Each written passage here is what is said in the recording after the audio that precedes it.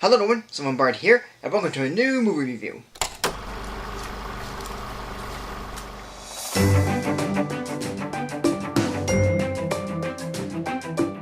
Well, even after Cartoon Network aired the Star Wars Clone Wars miniseries, they decided to do another Star Wars Clone Wars series.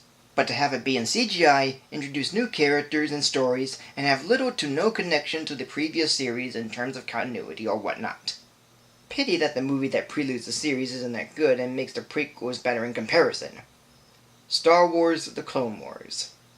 During the time of the Clone Wars, or more so in the early stages of it, Anakin Skywalker and Obi-Wan Kenobi were leading an attack on a droid army on the planet Christophsis, when a young Padawan named Ahsoka Tano is assigned to be the apprentice to Anakin under Yoda's orders.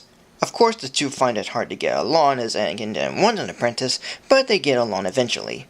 Yet after winning the Christophsis attack, Anakin, Ahsoka, and Obi-Wan got news of Jabba the Hutt's baby son being kidnapped, and Anakin and Ahsoka are assigned to attempt a rescue mission to return Jabba's son. For the Hutts run the trade ship for the war as Count Dooku manipulates Jabba into thinking the Jedi are against him, and Aja Ventress is assisting Dooku to make it look true.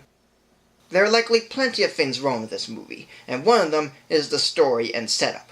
When you think of Star Wars, you think of epic space battles and lightsaber duels, enjoyable and likable characters, stories that present a timeless mythos, and all being downright awesome.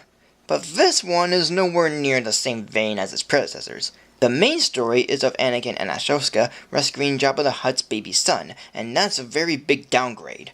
In fact, didn't Jabba already have a child? In The Phantom Menace, you see Jabba with a younger Hutt. Who is this supposed to be? And yet, how old is Jabba anyway? His first appearance in Return of the Jedi would have been his last. And with the young Hutts, did they have any names or were like Jabba Jr. or Jabba II and they just used their father's name when they grew up? Unless there's some sort of Godfather thing going on, try to make sense of it.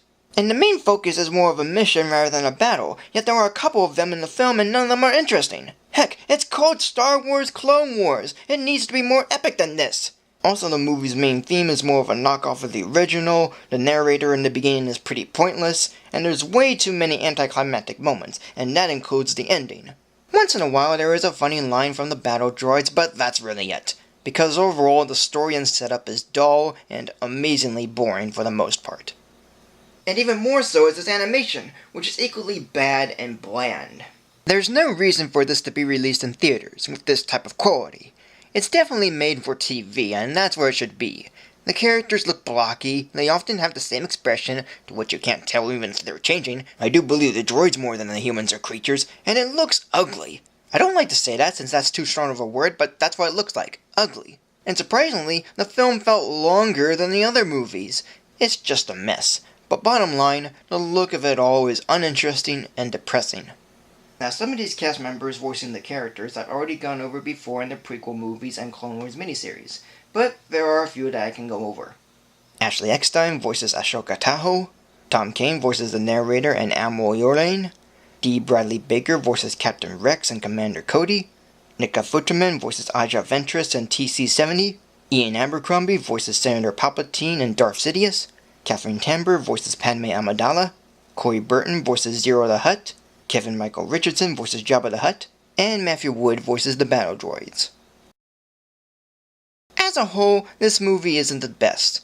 The characters are bland, the story is ridiculous, and the animation is pretty weak and uninteresting. Director Dave Filoni can't recapture the same feel and energy as the other Star Wars movies, and does make the prequels better in comparison. It would have worked fine for being a TV pilot or a made-for-TV movie, as like how it is. But the overall story and animation doesn't make it any cinematic, and didn't need a theatrical release.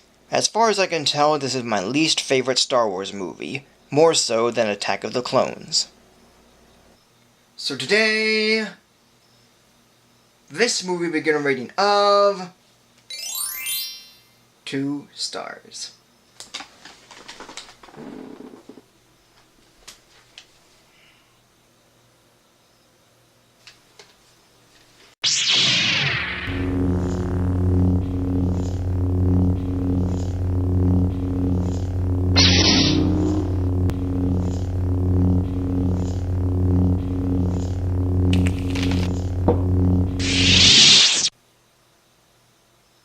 So thank you for joining me.